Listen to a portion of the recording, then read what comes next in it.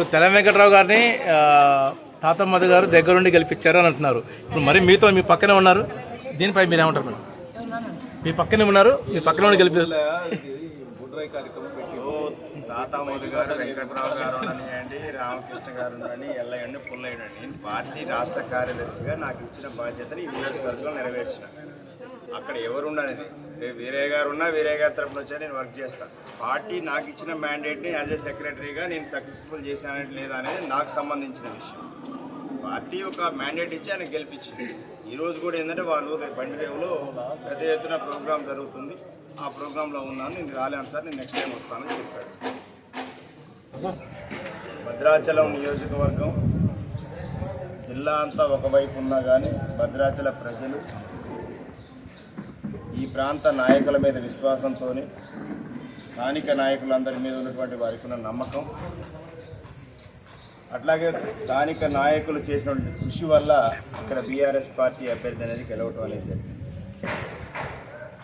భవిష్యత్తులో కూడా ఖచ్చితంగా బీఆర్ఎస్ పార్టీ అభ్యర్థి మాలోతు కవిత గారికి భద్రాచలం నియోజకవర్గంలో అసెంబ్లీ ఎన్నికల్లో వచ్చినటువంటి రిజల్ట్ కంటే ఇంకా గొప్ప రిజల్ట్ వస్తుందనేటువంటిది 100% ఉన్నటువంటి వాతావరణం. ఎందుకంటే ఆల్రెడీ కాంతారావు గారు చెప్పారు,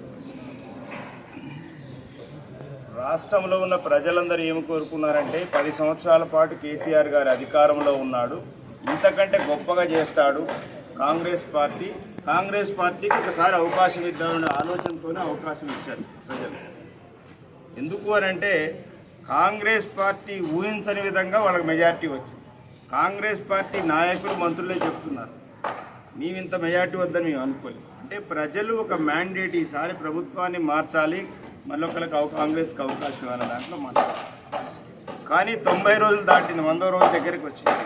ప్రజలు ఆల్రెడీ రియలైజ్ అయ్యారు, 10 సంవత్సరాలు తెలంగాణ సాధించుకున్న తర్వాత ప్రజలు ఏ రోజు కూడా మాకు తాగడానికి నీళ్ళు లేవు, వ్యవసాయానికి నీళ్ళు లేవు, లేకపోతే మాకు కరెంటు లేదు అనేటువంటి ప్రశ్న అనేది ఉత్పన్నం కాలేదు.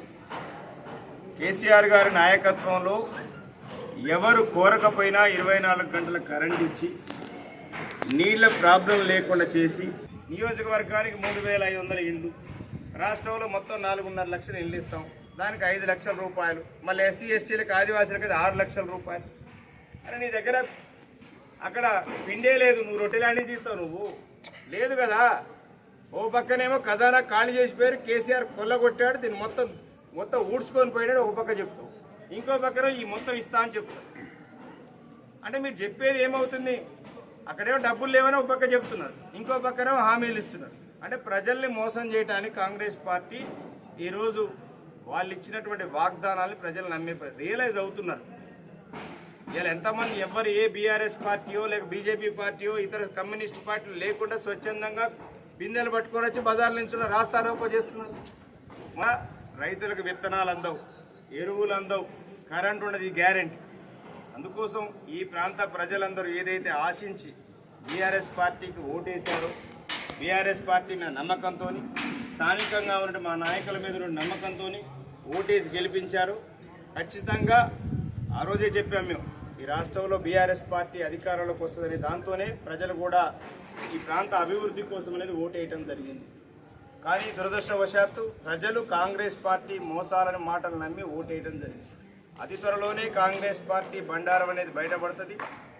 కాబట్టి భద్రాచల ప్రజలందరికీ కూడా తెలంగాణ యొక్క వాయిస్, తెలంగాణ యొక్క గుండె చప్పుడు బీఆర్ఎస్ పార్టీ. పార్లమెంట్లో మా కవిత గారు గిరిజన విశ్వవిద్యాలయం గురించి అనేక సందర్భాల్లో కొట్లాడినటువంటి ఎంపీ మాలోతు కవిత గారు. అట్లాగే భద్రాచలం ఆ యొక్క వారధి గురించి, సెకండ్ రోడ్, దాని బ్రిడ్జి గురించి అనేక సందర్భాల్లో కేంద్ర మంత్రి గారిని, నితిన్ గడ్కరీ గారిని అందరినీ కలిసి కొట్లాడి దానికి సంబంధించి నిధులు శాంక్షన్ చేసినటువంటి వ్యక్తి మాలోతు కవిత గారు. అనేక గిరిజన సమస్యల మీద కొట్లాడిన వ్యక్తి మా ఎంపీ అభ్యర్థి కవిత గారు. ఎందుకు అనంటే ఒక గిరిజన బిడ్డ అయ్యుండి కూడా గిరిజన హక్కుల కోసం, బయ్యారం ఉక్కు ఫ్యాక్టరీ కోసం అనేక సందర్భాల్లో కాదు మీరు ప్రైవేటీకరణ చేస్తే మేము మా బిడ్డలు నష్టపోతారు, మా గిరిజన బిడ్డలు నష్టపోతారని గొంతెత్తి వెలిగించినటువంటి మా యొక్క ఎంపీ గారు.